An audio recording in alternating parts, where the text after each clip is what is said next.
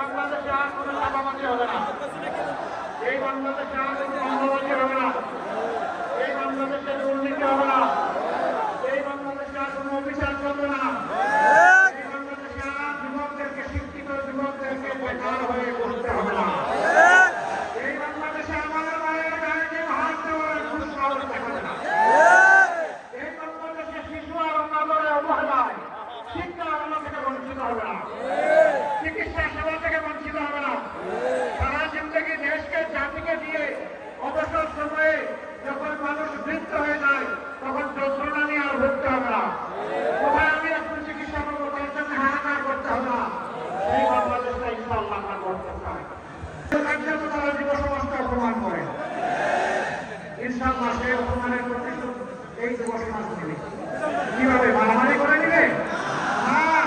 বুদ্ধিভিত্তিক ভাবে আগামী 12 তারিখ